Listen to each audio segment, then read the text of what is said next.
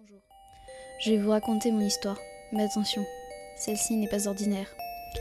Il y a longtemps, lorsque j'étais une fillette, je vivais avec mon chat, mon père, ma mère et ma sœur. Tout ce que je souhaitais pour Noël, c'est mon teddy-bear œil bleu. Ma mère a cherché désespérément cette peluche, mais magasin après magasin, tous lui répondirent qu'elle était vendue. Par chance, elle trouva un vieux magasin qui n'inspirait pas confiance. Pourquoi est-ce que c'était une chance ? Car à côté du vieux vendeur, il y avait la peluche. En revanche, il ne voulait pas la vendre. Mais pour quelques dollars de plus, il accepta. Ma mère se dépêcha de rentrer pour l'emballer. Les jours passent et Noël est arrivé. Ce jour-là, je sauta de mon lit. Dans les escaliers, l'odeur de la menthe et de la tarte aux pommes de maman emplirent ma tête de sentiments que je n'oublierai jamais. Jen, ma sœur, tomba dans les escaliers, mais elle n'eut rien. Elle se posa dans le canapé avec mon père et ma mère qui, eux, sirotaient leur café en écoutant des musiques de Noël. Je me suis mise à déballer mes cadeaux. Jen, elle, a déjà ouvert le sien. Je suis arrivée au dernier cadeau, avec mon nom dessus bien sûr.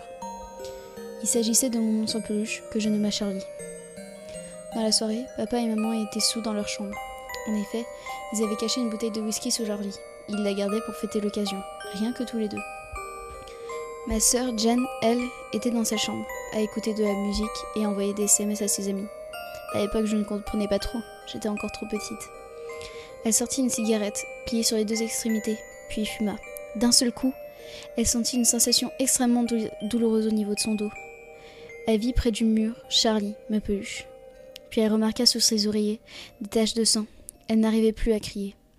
Elle rampa dans le couloir, ferma les yeux, et ne se réveilla jamais. Elle est morte à présent. Papa et maman regardaient la télé dans leur chambre, avec la lumière éteinte.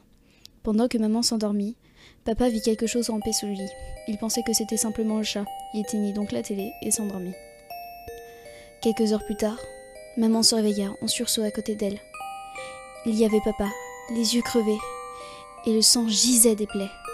Lorsque maman voulut crier, elle sentit une douleur au niveau du cou, puis mourut. Je suis descendue et dit à Charlie, posé sur le pas de la porte de l'entrée, « Merci Charlie ». En effet, Charlie et moi avons tué toute ma famille, mais nous ne le regretterons jamais. Lorsque la police est arrivée, quelques semaines plus tard, on a constaté que ma sœur a été victime de 36 coups de couteau dans le dos. Les yeux de mon père, eux, ont été arrachés, et son cou et son dos ont été poignardés 29 fois. Et enfin, la gorge de ma mère a été coupée. La police ne nous a jamais retrouvés. Peut-être qu'un jour ils nous retrouveront. Mais est-ce qu'ils nous reconnaîtront ? Penseront-ils que je suis une victime de kidnapping, d'échange, de meurtre, ou que je suis la meurtrière en effet ? Ceci, nous ne le saurons sans doute jamais. Car aujourd'hui, je vis seule avec Teddy, caché de tous. Personne ne nous connaît.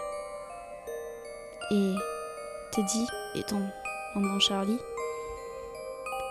eh bien, nous vivons seuls tous les deux dans un appartement 10 ans plus tard.